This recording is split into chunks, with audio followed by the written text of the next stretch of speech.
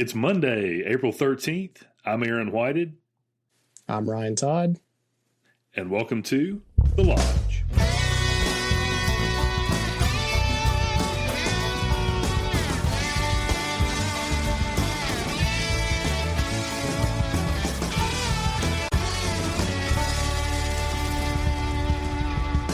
Well, ladies and gentlemen, it is a magical time of year. Turkey season has arrived in South Carolina. Well, technically, turkey season arrived about a week or so ago. And one of us sitting here in front of you has already put a gobble gobble on the ground. And I figure there's no time better than the present for Mr. Ryan Todd to take us through. How'd you do it? How'd it go? Every year it seems like it's either going to be feast or famine pretty quickly. Like last year, I struggled to tag a bird. This year was quite the opposite, so it was a lot faster this year. Now, for those that don't know, I don't like hunting birds off the roost. It's just not the way I do it. I can't tell you how many hens have pulled them away from me, so I actually like to hunt between the hours of 10 o'clock and 2 o'clock. If you can get a bird to gobble midday after those hens have gone back to nest, you can kill that bird just about every time, with a little bit of coaxing. So, last Monday, I shot a pretty good gobbler, a little over 9-inch beard, weighed, I want to say like 19 and some change on the weight. He wasn't like a monster, had 1-inch spurs, but a good 2-year-old bird, and I was very happy to harvest him, and we've actually already ate him. So between small group at church and the kids, he got devoured. But anywho, hold on. Monday. Yep. What is your go-to while I want to get to the story, but I also want to know, you said Sure. Devoured. What is your go-to turkey recipe? Oh, that's easy. So I actually take and cut him up into chunks like little nuggets. I soak it in buttermilk. I knew it. I knew you were a nugget guy. Yeah. I knew you were a nugget guy. Yeah, dude, easy. Well, dude, I'm raising 3 kids. Absolutely. Nuggets are life. So, no, we soak it in buttermilk, in the fridge, typically overnight, but, hour or two is fine. And then we'll take house archery chicken breader. It's a little peppery. It's very nice. Always has a good coat on it. And we deep fry it in peanut oil. So nothing else, no salt, no pepper, nothing, just very plain and simple. And it is very, very nice to eat. So like I said, the kids absolutely hammered it. All right, back to the important stuff. No, all good. So, last Monday, obviously, I harvested this beautiful bird. But so my Monday routine's kind of very simple, straightforward. I wake up in the mornings, I'll drop my kids off at school, so this is about 7:30 that I drop them off at school. They got to get there early. And every Monday I go eat breakfast with my grandparents. So it's something that I don't skip unless, absolutely need to or have to. So I went over there, ate breakfast, drank coffee, catching up with them, stuff like that. And I was like, all right, it's about 9:30. I'm going to go try to see if I can get over to this property and see what's happening. I haven't been out there yet.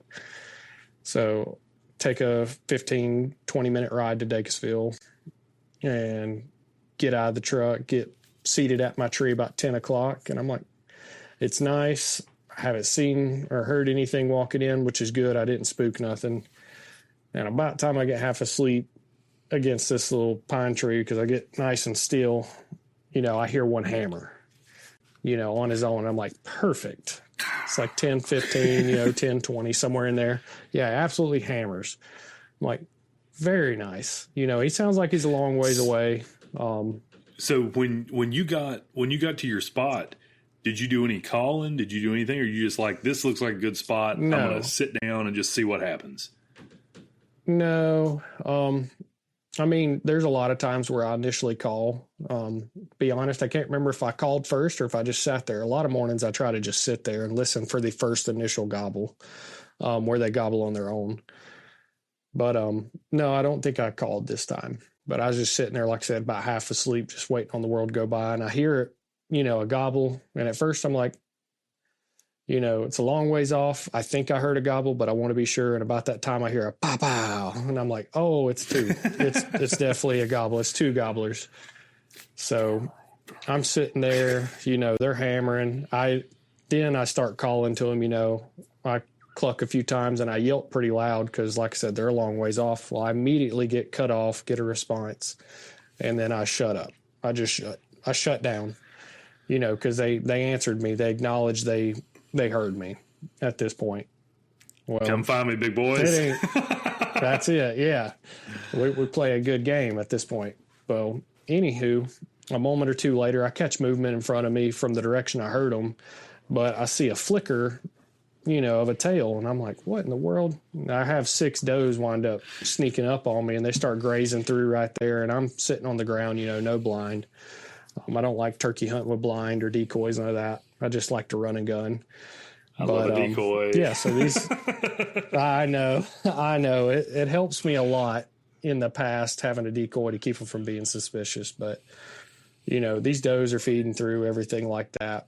Well, I'm watching them for about 10 minutes. I haven't heard a turkey. Well, they hammer on their own again, except this time they've cut the distance quite a ways. They're probably sub 100 at this point. And I'm like, oh, yeah, they're a lot louder. So I'm sitting there. I'm getting eased up, watching these deer feed. And I'm trying to anticipate where they're coming around this hill at. And I'm aiming a little higher up towards the deer because that's where I initially heard them gobble. So I softly, yelp. I cluck a second. And then they hammer again, except this time they're like 45 yards. And they're just over the crest of the hill, but they're lower on the hill. They kept coming around and went down below me. So I kind of panicked because I got this little holly tree right here to my left. So I pick my gun up, and I shift around just a little bit. Well, this nosy doe's looking at me this whole time. And I'm like, crap. I was That's like, she's going to blow him out and ruin it.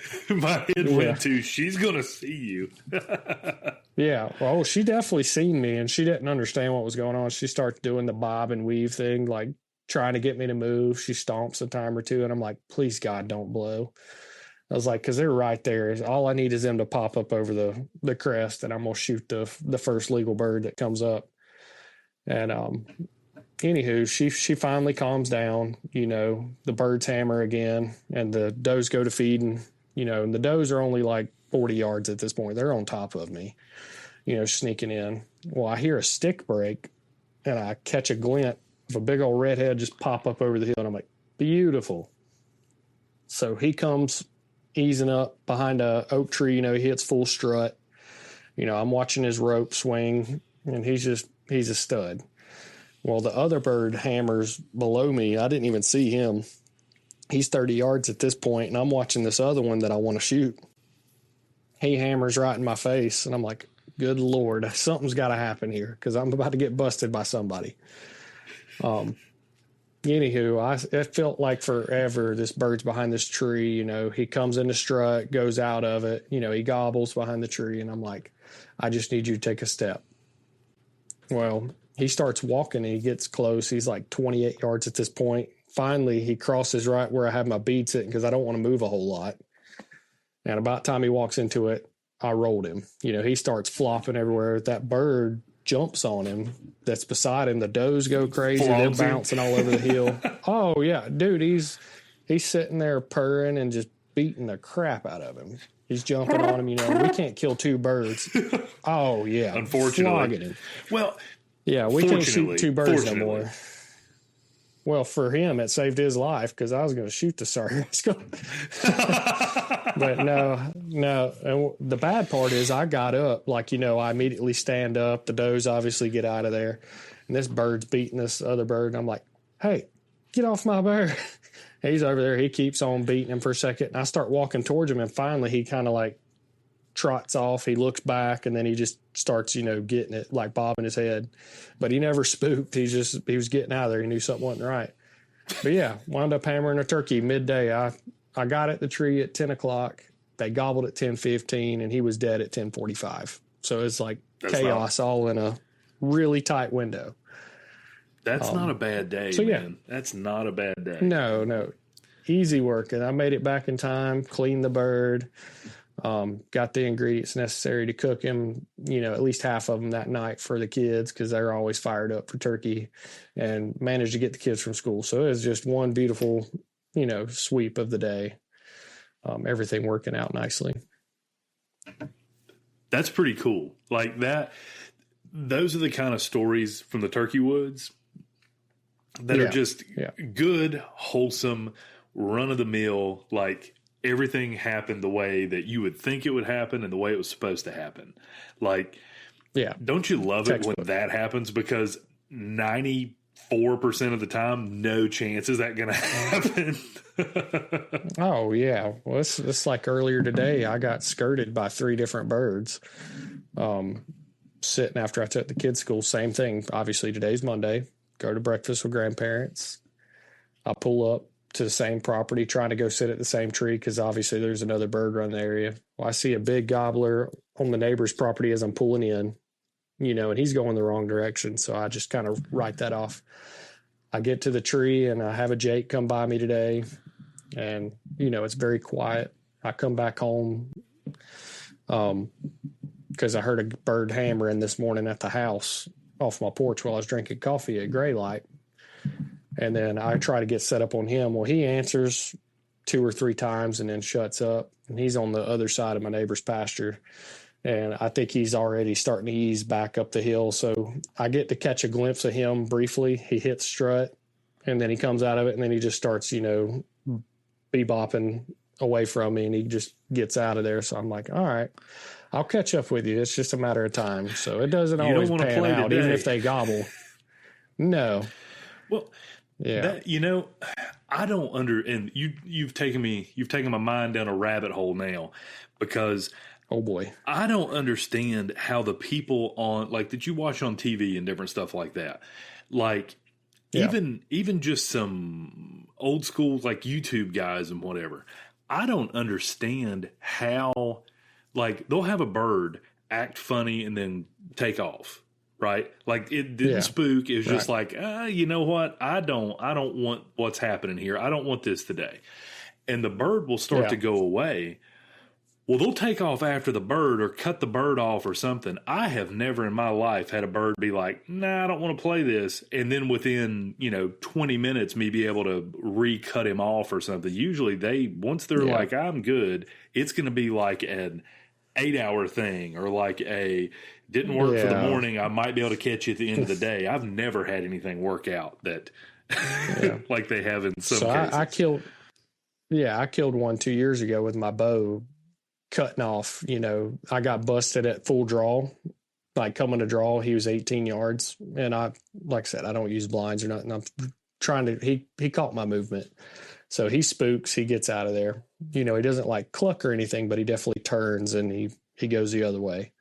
Well, I circle him, get him to fire back up and wound up calling him into 40 yards and stuck it straight through his chest. So, I have seen it to where they will come back in, but most of the time, if they get out of there, they don't feel like something's right, just something don't add up or, we don't call, obviously we don't know 100% how we're approaching this bird and they're like people that have their own personalities. They're typically gone. What'd you say about my mom? Every now and again. Yeah. It's like you were talking real sweet and then you got real mean all of a sudden. I don't know what happened. Yeah. Forget you. Yeah, I know. So I put a video you were talking about from the call inside. And you said the birds were a little bit further off of you. You hit the mouth call, it fired them right up. I put a video up on YouTube and on Instagram about, I don't know, a week or so ago, something like that. It was super windy where I was at, and it was decently open. Yeah. And I took a camera and set the camera up 200 yards away from me and took my rangefinder, figured out it was 200 yards because I wanted it far enough away to where it could be like, okay, I want to see what's going to happen here. And I ran through my box call, my crystal call, and a mouth call. And I got the so crystal much was the loudest, wasn't it? No question. I got crap on YouTube from random people commenting you're not actually calling. And I'm like, I'm not going to waste my time. I want to know the answer to this. So I took the box call, and the weirdest part with the box call, which sound from the box call do you think you'd be able to hear the best?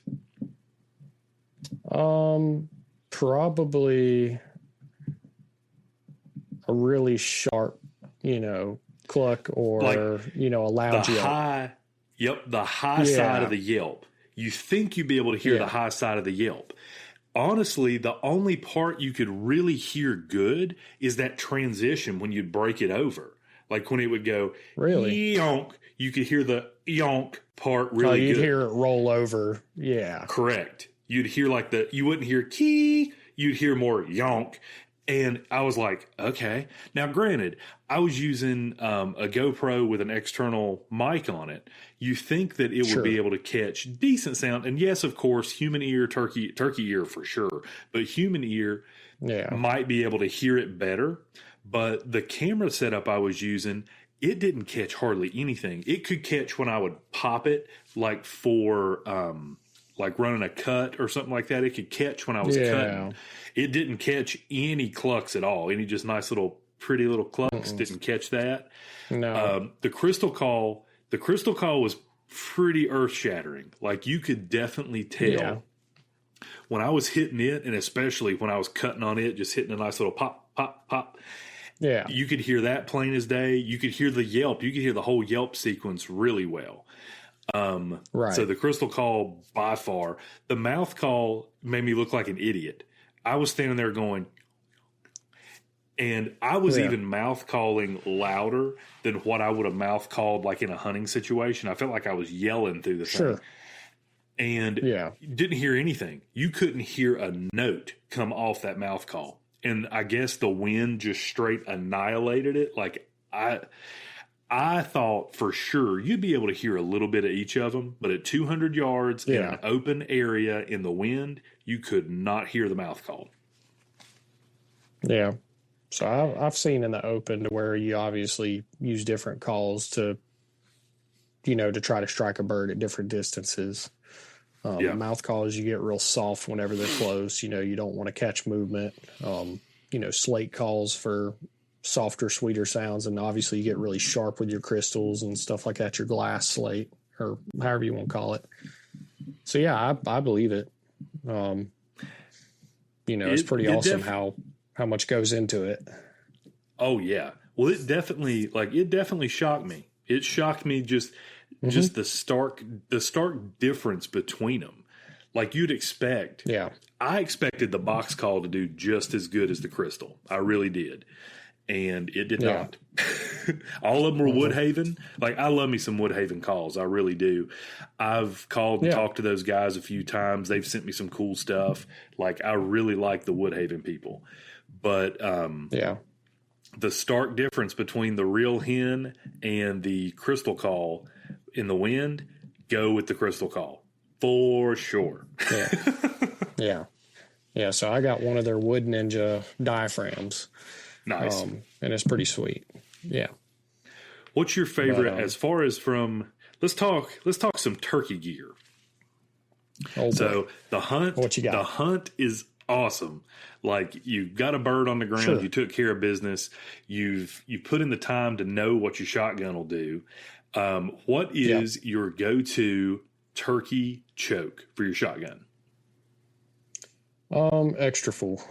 I like a really tight. Yeah, I like a really tight choke, but I'm shooting Longbeard XR as well, which is a great round for the money. You cannot beat that. You're going to have guys that shoot TSS, which is a great load of just absolute deadly jellyhead for a turkey. But the money you spend on it, no. Longbeard XR, extra full choke on my gun, which I'm shooting a Stoger, if I can get my English to work, a Stoger. Shooting a Stogie. Yeah, I know, a Stoger turkey gun with the pistol grip on it, stuff like that. Nice. And that thing absolutely will hold a pattern. Do you have a brand of choke you like the best? I've played, I believe it's Carlson, has a really good one. Longbeard XR actually did their own, like Remington did their own choke, for certain guns. Now on my 870 Super Mag, I had, one of those back when I still had it. But no, I don't have a particular brand that I like better. Just a good shell, and I just pattern my gun, and I know what my effective distance is. Nice. Which my gun right now, 50, 60 is really pushing it, and I don't like it. Which I hesitated on a bird I should have killed open a day at 50, just because I didn't like the setup. I'd like to get them closer than that. I agree with you. I have always been a Kicks Goblin Thunder fan, and I'll go the Kicks Goblin Thunder choke on my Browning. So I've got a Browning A5 Wicked Wing. It's a heck of a duck gun. It's a 12 gauge, so it is heavy. Yeah, but for sure. But I know what it's going to do. I have it combed and set up perfect for me. I'm right down the barrel of it. But the Kicks Goblin Thunder I am a Longbeard XR 3.5 inch number 5 fan. So seen that I'm not afraid to rattle my, I'm not afraid to rattle my teeth a little bit. But that thing right there now, but I'm weird. I am weird. Like, I know I have patterned that gun out to 60 yards, and yes, it could effectively kill a bird out to 60 yards. No question with Longbeard XR. No question. Anything that gets over like that 50, 55 realm, I don't like it. Mm-hmm. Like, I agree with what you're saying there. I feel awkward about it. I'm like, in my head, I know on paper, and I have pictures and videos of me patterning the thing. I know that it's going to put a group about like that. And great. But what I can't help but think of is, what if it puts it like, like that, and I smoke him, it hits him in the head, it doesn't fold him immediately. Then I'm running through the woods chasing after a bird who's going to die. Yeah. And if I can't get to him, then he's going to die, and then something else is going to eat him, and I'm going to feel bad about it. Yeah. Whereas if he doesn't want to play the game and come into my 40-yard bubble where I know it's going to roll his hunt in, then like, if he comes to 40, even 45, I'll even say it. If he comes to 45, I think I can straight just wipe it, and we're done. Yeah, but I feel 100% certain anything within 45, Now, do you have a too close distance? Yeah, actually. You get within I don't like them at 15 or 20. I'd rather have them at 30 to 35 where everything starts to lightly spread out, just because, we get excited. We're human, your adrenaline starts pumping and you get just fired up. Yeah. Everything's super tight. I've missed birds in the past at, like 10 yards, which sounds crazy because they're in my lap, and then I just shoot everything right in front of their face. And I'm like, watching them fly off, and I'm over here wanting to throw up. And it's like, well, you idiot, you should have just shot him when you instead of letting him keep coming. I just was like, I found 30 to 35 is like my favorite. Everything's spread out. It's still tight, but I have a really good window where I'm just going to absolutely rock him. So yes, for sure. Too close is a thing. It is fun if you hit them close, but it is, but I don't think it's kind of like, all right. It's kind of like bow hunting. Right? It's kind of like bow hunting. Sure. If a deer gets under your tree and you get to full draw, you're looking at brown through your peep sight and through your scope. You see brown. Mm-hmm. And it's one of those things to where you're sitting there trying to pick out what you're looking at. Well, when they get that close to you, number one, even if you've got your gun up and ready to go and you have to shift it all, when they're that close to you, it's so hard to be able to be like, all right, bead is on blank. Instead of like bead is on whatever. Number one, that's hard. Last year, I was hunting. Eastern. I was here in South Carolina, and I've told this story before. I don't know if I ever told it on the podcast. I probably have, but I don't know. But I was sitting in a spot, and this was like the perfect morning. And the day before, I was in the same general area, had two birds that were roosted up, and they come down, and they stayed right at about 60 yards, and it was a decently open area. They stayed really close together. So my worry would have been at 60, if I'd have shot, I'd have hit both of them. Right. If one would have separated, I would have really thought hard about it. But then, I was covered well enough to where I could range it. And I'm like, they're right there, man. They're right there. Do I shoot? Do I shoot? And then I was like, no, I'm not going to do it. I'm just going to let them go. I'm not going to do it. So I let them walk off. And later that day, I went on down the road to Bass Pro, and I got me an Avian X, one of the LCD breeder hens. Yeah. Dude, I call her Henrietta. Yeah. Henrietta talks sweet to him. She talks sweet to him. So she's just real pretty. Oh, yeah, she's a good-looking girl. So I went and I took her, and this was the next morning. And I'm like you. I like coming in without a light. So I like coming in that gray. I like it to be gray to where I can see, and I know they can see, but I'll try to be careful not to silhouette myself. Yeah. I walk in. I get Henrietta set up in this field where I was like, you guys pitched down right beside this field and came back across the other morning. Like, I know you're here. Yeah. So I set up planning on that. I get set up on this tree, and I am facing here. Okay. Well, I get set up, and usually what I'll do first thing in the morning, just because I love listening to them. I know that your odds statistically catching them off the roost. Catching them off the roost isn't always the best. Like, it feels like it's going to be the best because you're hearing them, but it's hard because they already know where them girls are. They know. So I'm sitting there up against this tree, and I just yonk, yonk, yonk. And he's right over your shoulder. Within 50 yards behind me.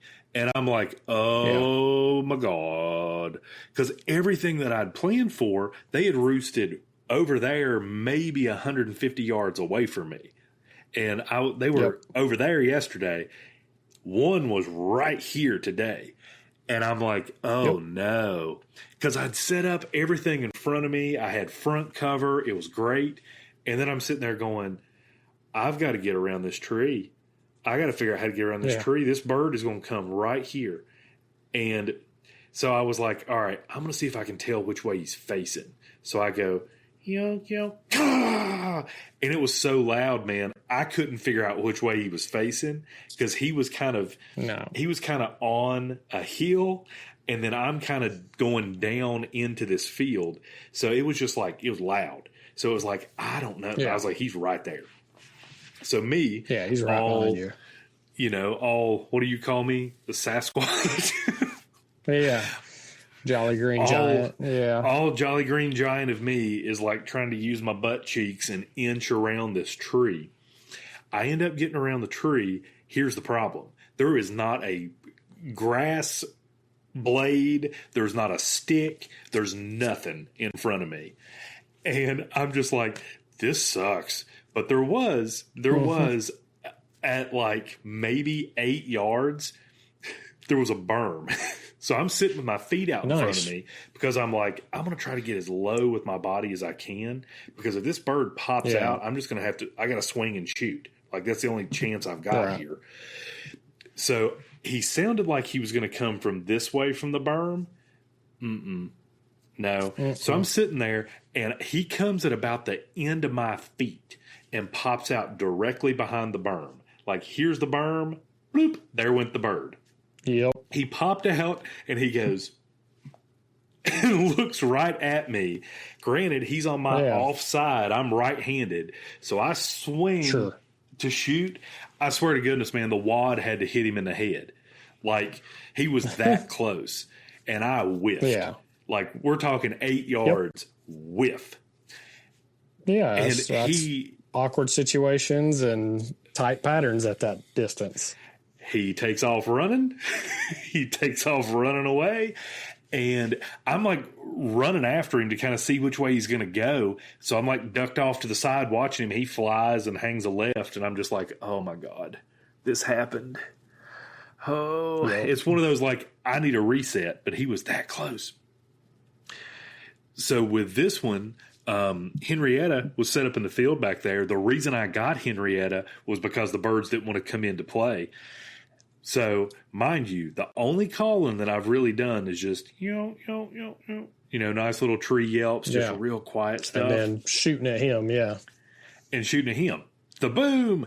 So I walk back down to the truck, And I just kind of standing there at the truck, and one of my buddies is around in that area, and he's like, "Well, you better get back out there." He goes, "You're at prime time, man. It sounds like there's birds moving around. You need to get back out there." And I'm like, I don't know. I was like, I can't believe I missed that. Like, that was just perfect, and I screwed it up. And while I'm having my own little pity party, because I try to hold myself to an unrealistic standard hunting, like cause effect. Like, it's there, get it done. Like, don't be a weenie, get it done. And while I'm standing there at the truck, I hear, right where I just came from. Where I just came from. And I was like, oh gosh, I left the decoy in the field. Sure did. So guess what? My decoy is officially getting bred. Yeah. So I make it back up the hill, and it's just the awfulest, like wing sounds and like decoy bouncing sounds. And I get back up there to the same berm that I was ready to just be like, screw this. Like, I crawl up to it and I poke up over the back of the berm, put my gun across the back of the berm, and this bird's on top of the decoy.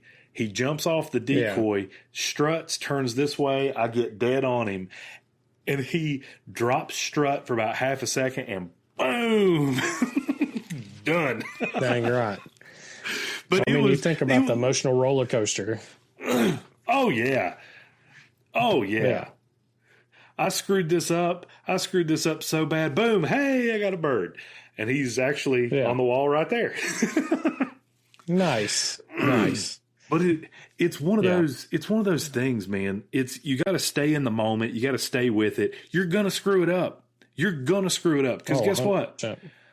We can try to talk turkey, but we can't.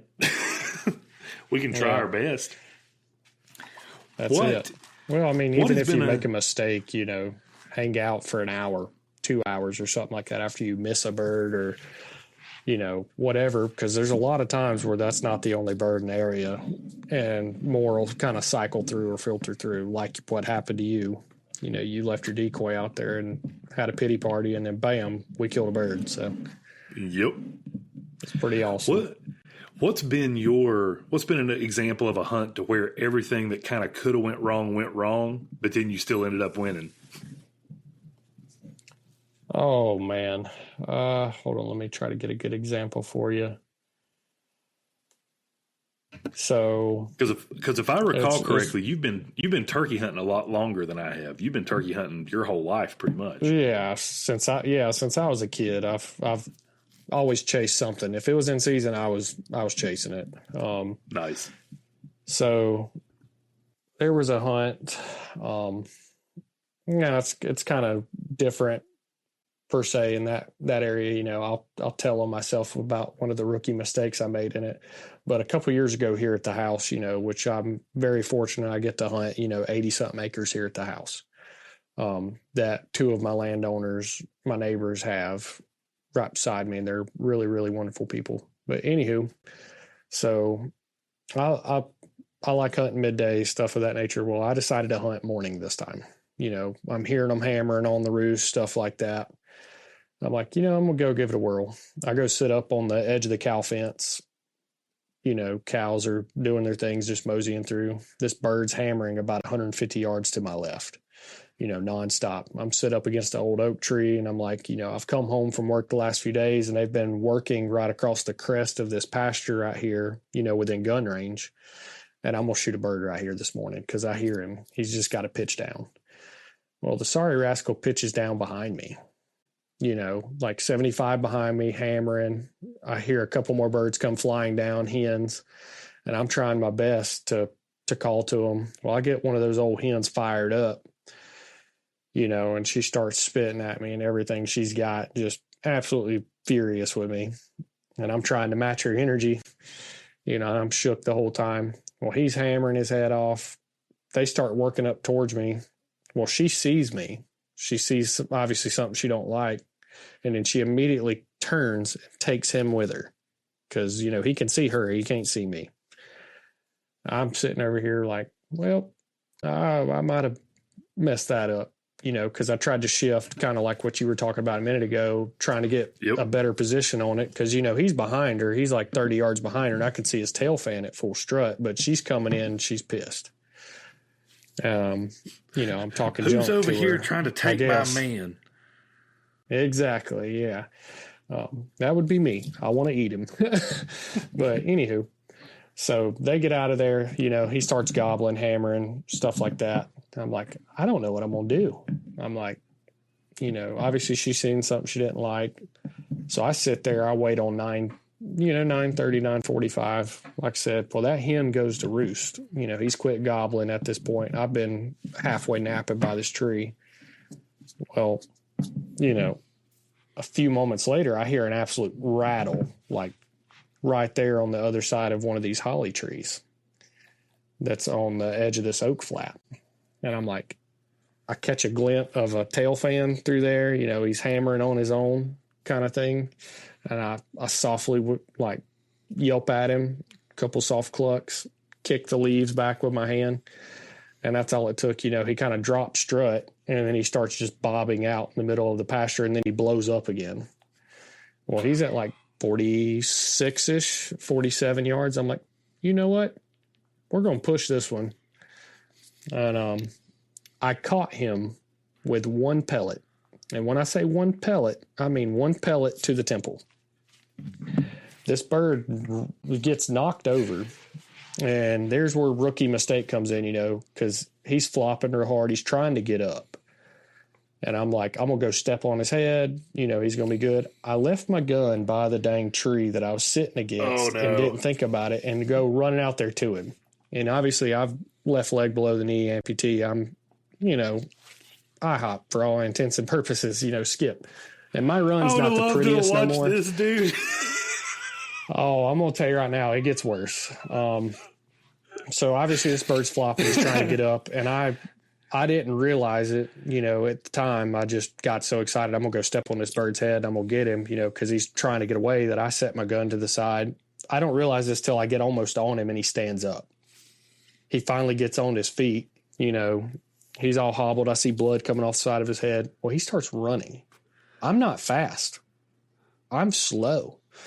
Especially compared to him, well, he's running like 6 to 8 yards, and then he trips, he falls, he gets up, and, I'm slowly gaining on him this whole time, but we're running across a big old cow pasture, and I'm chasing this wounded bird, and like, I do not want him to get away. Well, finally, after like 60 yards of chasing this dumb bird, and I'm wore out, super out of shape, and he falls, and I fall on top of him. I just tackled a bird. So to make matters worse, obviously, he's still very much alive. He's dying, but he's very much alive. I proceed to get the crap beat out of me. Oh, spurs, his wings hurt worse than the spurs. He caught me once with a spur and cut me, but his wings were beating the absolute piss out of me. And I get up, I'm standing on his head, and funny enough, this is about time I'm supposed to be getting to the bow shop, So Tyler calls me while I'm standing on this bird's head. He's absolutely popping and, flogging me. And I answer, beating me. I answer phone. I'm out of breath. I'm over here, just sweating. I'm out of breath and wore out, and this bird's beating me this whole time. I'm stepping on him. And Tyler's like, what are you doing, dude? We got a wall of people. For whatever reason, it was really busy this day, like this morning. And he's like, what are you doing? I'm like, I got a bird that won't die. I can't get him to die. I'm getting the crap beat out of me. And he's listening to the turkey flopping the whole time. And he's like, well, dude, hurry up, get him gone, get him handled or whatever. But we need your help. I'm like, I'll be there as quick as I can. So, yeah, eventually, obviously I finished him off right there. And then I wound up carrying him back, and I'm all defeated. I'm broken, basically like sitting there laughing because my granddad would have just made fun of me for leaving my gun at the tree, and I could have just shot him again and been done with it. Done. At least you didn't have to pick pellets out. I mean, think about it. You didn't have to pick pellets out of your breast. I mean, Not a one. Not a one, because I shouldn't have pushed it. I'd shot high for whatever reason. I don't know. I just one pellet caught him. That was it. And it just happened to hit him right in the side of the temple, and it messed him up enough for me to get on him. But I don't mean this disrespectful at all.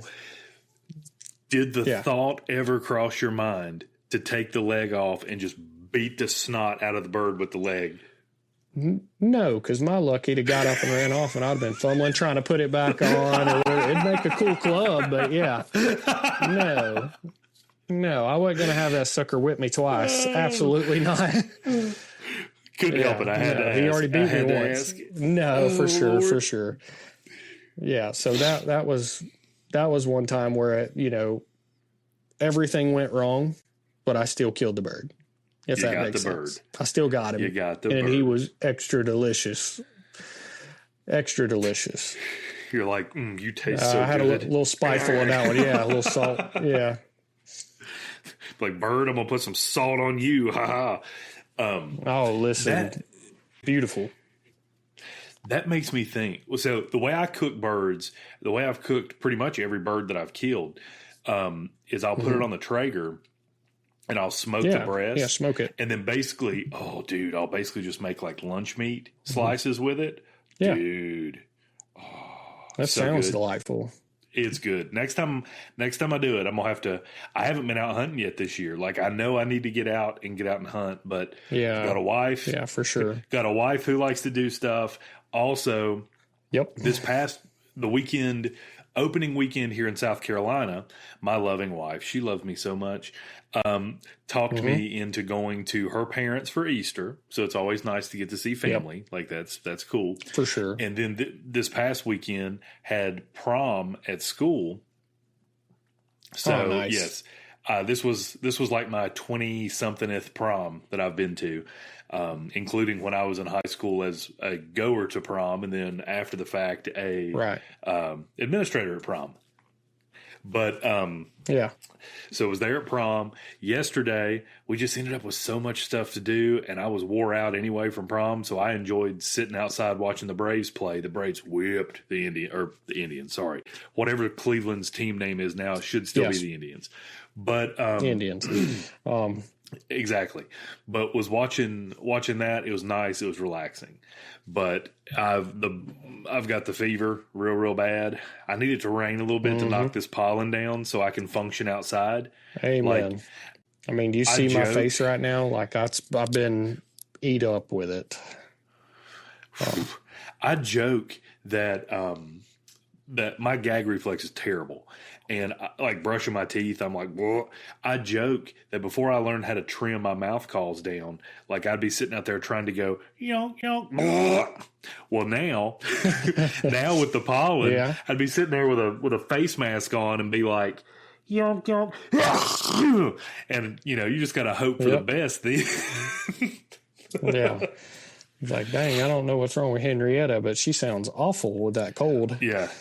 But Here, actually, I'm glad you said that. Here's a thought / question for you. Have you ever heard a hen in the wild that you were like, there is no way that's a hen. That's got to be some dude out here. 110%. Yeah, 100%. There was like I said, which I hunt a lot behind the house. I hunt Dacusville just because there's birds here. It's quick and easy access for me when I drop the kids off. I got an hour, some change I can hunt here. But anywho, I would have swore up and down it was my neighbor learning how to call a turkey for the first time because it sounded like she had been smoking Marlboro Reds since, 1982. Sounded awful, super raspy, just trashy sounding. And I'm like, that's got to be a person. I'm over here like, I'm wasting my time. And then here absolute just hammer right there. And I'm like beside her and I'm like, there's no way that's a hen. And he just answered, sounded terrible to me, but it was sweet to him. And, anywho, she wound up coming out and doing it right in front of me. And I was just blown away at how terrible she sounded. She's super raspy, super nasty sounding. And, he loved it. I wound up shooting that bird, but, she sounded You terrible. loved it too. Yeah. Absolutely. Yeah. That's the thing. Like, I was listening to a podcast or a YouTube video or something the other day, and they were talking about calling sequences and all this stuff. Mm-hmm. And the guy who was on the podcast is, a champion turkey caller. And he was like, Yeah. As long as you make a sound that's similar to a turkey, great. He goes, but cadence matters more than anything.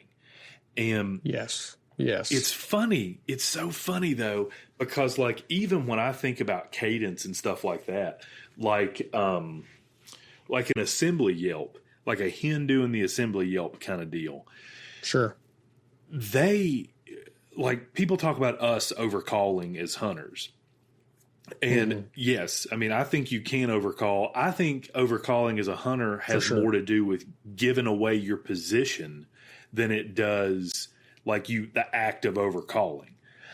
I was hunting one time, and I kid you not, man, I heard this hen yelp at least 30 times in a row.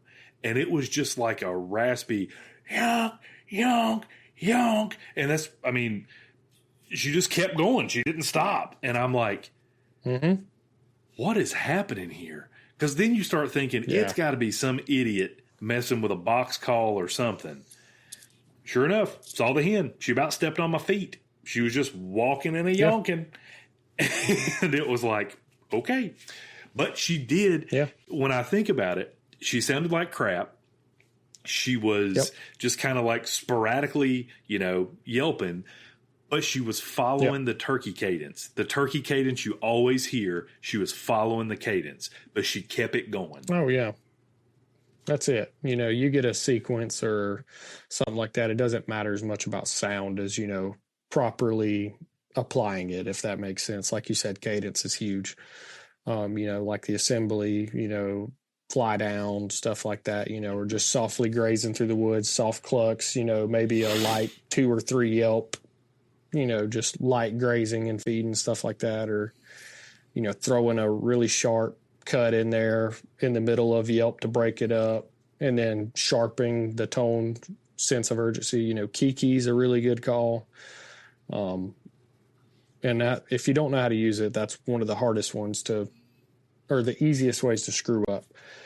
But you just got to find what works. I've got 3 different calls on me at all time, 2 mouth calls and then a slate call, to where I can change my tone, my sound. The cadence stays the same.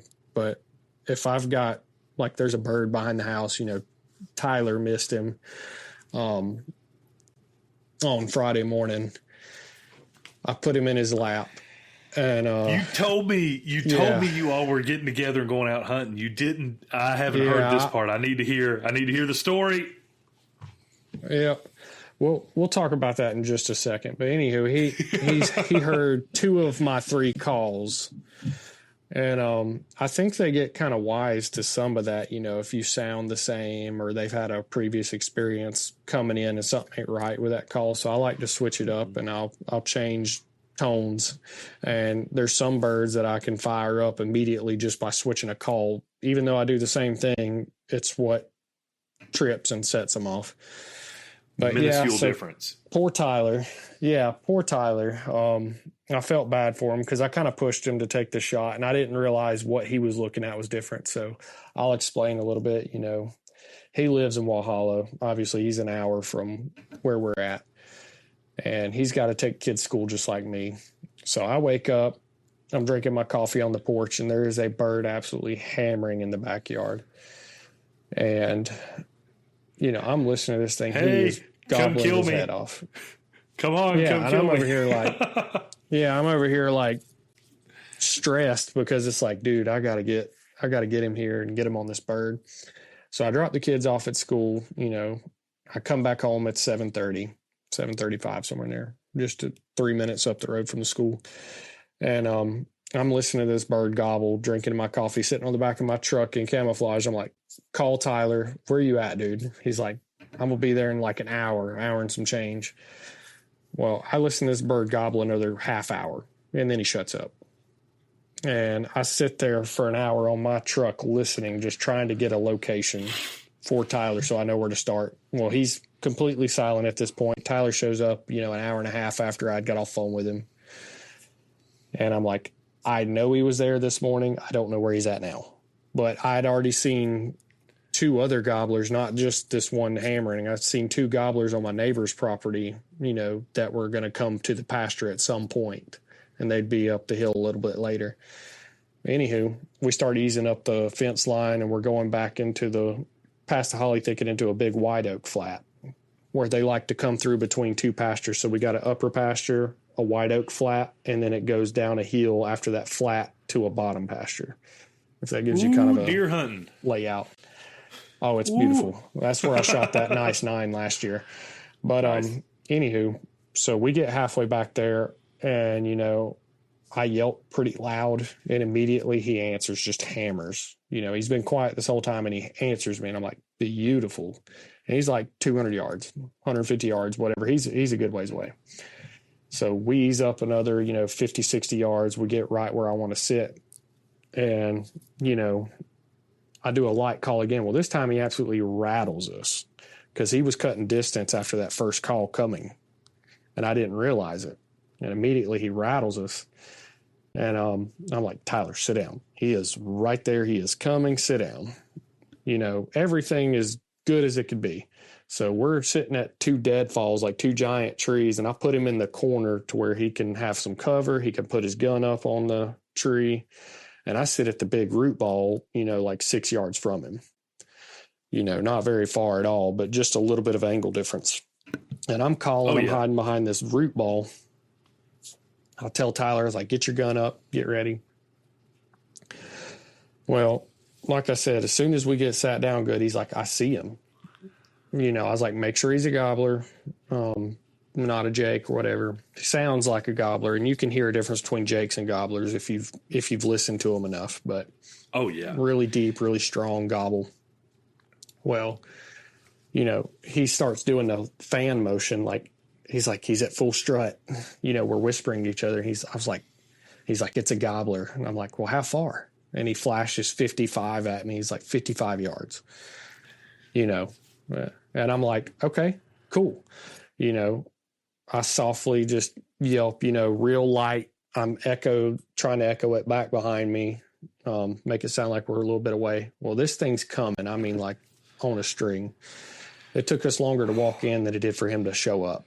So we're sitting there, and this bird starts breaking sticks, as he's walking in. And I mean, he's just semi strut, however you want to call it. He's just easing, like right up the gap. Out of the hollies. Well, he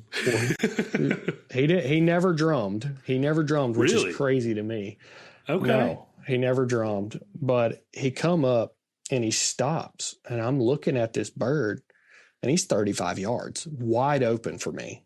And I'm looking at him, and I'm like, shoot the bird, dude. That's more or less what I did. I kind of leaned my face gently behind the root ball right here, the big orange ball. And I'm like, Tyler, kill him. He's like, I can't see him. I'm like, dude, he's right there. Shoot the bird. And he's like, he's behind a white oak, the big white oak tree. So obviously our angles are different, being just slightly apart. No. And I could have killed this thing this whole time. And I'm like, I'm sitting there, I'm watching this bird. Well, he starts doing, hindsight, I wanted Tyler to kill him because he's never shot a bird, never hunted for a turkey ever. And this was going to be an incredible way to break him in. I should have killed this bird, but, I wanted him to do it. So I never picked up my gun. It's sitting in my lap. Well, this bird, I don't know if he caught a glint of movement of Tyler, if he caught a glint of movement of me, like moving my head back behind the root ball. Well, he starts doing the alarm putt. He knows something ain't right. Really loud, really sharp putt, because he don't see this girl that's been talking to him, and he was all like fired up to come in on. So he starts bebopping, with his head, and he's putting the whole time, and he's getting out of there. Well, Tyler can finally see him again. I'm like, shoot him, Tyler. He's getting away. Shoot him. And he's like, dude, he's got some like brush in front of him, stuff like that. I was like, well, as soon as he clears, shoot him. And I think, obviously he's trembling. He's excited, fired up, and he shouldn't have took the shot. I lightly pressured him to shoot because I was like, dude, kill this bird. It's too perfect of an opportunity. This bird's at like 40, drop hammer. 42. Yeah. Hammer this thing. And it's a big bird too, like a really, really nice bird. Well, Tyler shoots, and I think everything goes in front of the bird. Oh, kind of the same thing happened with my father-in-law and I in Texas. That was my father-in-law's first hunt. And I know, and you know, like turkey shots, like you don't get a perfect shot at a bird. You don't. There is no perfect shot. It is one of those, can you get the bead on the wattles and blow him up? Because that's all you're going to get. Yep. That's all you're going to get. It's not going to be like a deer that you're waiting to come broadside perfect and stand there. That is not going to happen. It is full combat hunting. Like you are, here he comes, and all right, now I'm on him, boom, and then you take your shot. Like it's so we're down in Texas. Same general situation. We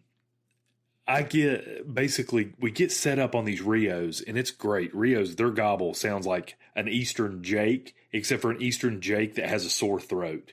Like it's a weird sound. But they set up, like they were above us in a field and just lucked into finding them. Like, cause out there it was super flat. So everything, like if it was that much elevation difference, then the birds would just echo over you. It was crazy. So figured out where they were, and I went some Eastern noise on them because all they really do is yelp, like they're hens. But I went yelps and cuts and all sorts of racket, and they liked it. And 3 birds came in, and I had Henrietta set up here in front of us, probably about 35 yards. And she was kind of offset to the side, so they'd be looking here and not directly at us. And I'm dead red. Like, I don't know what my father-in-law was doing, but I always tell him, keep your gun up and whatever. And then sometimes, especially new hunters, like, I'm getting tired of holding the gun, and it's like, well, that's part of it. You just got to do it. They can see too good. So I'm sitting here like this. The bird that I ended up shooting was the lead bird, and he come down, saw Henrietta and whatever. And I'm just sitting here staring him down and watching him. And it would have been the perfect opportunity to get to double up with my father-in-law. But the lead bird, he comes down and he starts kind of circling down beside the hen. And I don't know if, there's no way that he could have seen me because I was in the dark. Like I was in a big old live oak. Like I was covered up completely. Like I was invisible. And I don't know if he saw something he didn't like, or the hen didn't move, or the decoy wiggle, whatever. But he went from like coming down like hey and full strut to he stopped and goes. And the second he did that, I was like, I shot and rolled him. And I think it scared the crap out of my father-in-law, but it was literally, he went whoop, and I went boom. And, oh gosh, but his demeanor changed. Everything changed. I didn't notice a head color change. I just noticed he went into like, oh crap, like something I don't like. And the third bird took off when I shot. Second bird obviously had some beef with the guy that I shot, and he goes immediately to flog him. Now, the opening's probably, it's wider than my hands, but think about it kind of like offset like that. And it's probably a 10-yard lane, right? And where my bird's down, he's on the right side of the lane. Henrietta's here, bird's down here. My father-in-law couldn't see where my bird was down and where the other bird was flogging him. So he couldn't see it. I could see it at my angle, but he couldn't see it. Then the bird that he was going to shoot comes back across in the opening. And as the bird's coming across in the opening, I see my father-in-law tracing him with the gun. I'm like, dude, you got to shoot. Like, this is it. You got to shoot. You got to shoot. You got to shoot. Because I knew at that point he had a wide open shot. Well, so the thing of it is, and I guess it's on me for not fully explaining what kind of shot you're looking for. Because, I mean, this was his first experience with turkey hunting. And my father-in-law's always been a wing shooter. Like, you lead, whatever. and he whiffs. He whiffs real bad, and that bird flies off up in the air. My father-in-law's upset. He's like, "What? How did I miss? Why'd you tell me to shoot? And I wasn't ready, and whatever." And I'm just like, "Dude, you're not gonna get a better chance than that. Like, that's it. That's what's gonna happen right there. That's it." And I'm like, "Sorry, but we'll go find you another bird." But like in that situation right there, that bird was headed out the way he came. And but the weirdest part about it is, like, I missed the first bird that I ever shot at when I quit trying to bow hunt them, which was really stupid in retrospect. When I quit trying to bow hunt them and switched over and started hunting with a rifle, rifle. When I switched over and started turkey hunting with a shotgun, first bird I ever shot, this bird was probably 40 yards, and I don't know why, but in my head, I was like, "Oh, it's further. I'm going to have to aim just a little bit higher." Yeah, I aimed a little bit higher. He ducked his head, and I missed bigger than crap. But it's one of those things that, like, until you do it and until you screw it up, you just don't know. And that's, oh yeah. Well, the bird that I shot at and whiffed, I kept for the longest time. I kept the actual shotgun shell right here in my man cave. So I'd have to look at it and be like, "We're not going to do that no more. We're not going to do that no more at all." Well, it's getting to be about that wrap up time. What do you say? Well, you guys, thank you so much for tuning in. We'll apologize a little bit for the delay. We've just had a lot going on around these parts. I know that's a cliche to say, but we've had a lot going on. We're going to get back on track with our Mondays rolling out. Hopefully here soon, I'll get to come back on and have a bird story from this year. I know Ryan is itching to burn that other tag he's got in his pocket. So we will definitely keep the info coming. Hopefully you noticed on this episode, a good friend of mine who is probably the best all-around musician I've ever met made a new Whited Outdoors The Lodge intro. So that actually aired for the first time on this episode. It's super sick. Big shout out to my buddy Zay, like absolute fantastic. But if you ever want to hear us talk about anything on here, or if you yourself be interested coming on talking to us, send me a message on Instagram. Be more than happy to either talk about what you want to hear or come on the lodge. It's a good time. Until next time, tight lines and double lungs. Have a good one.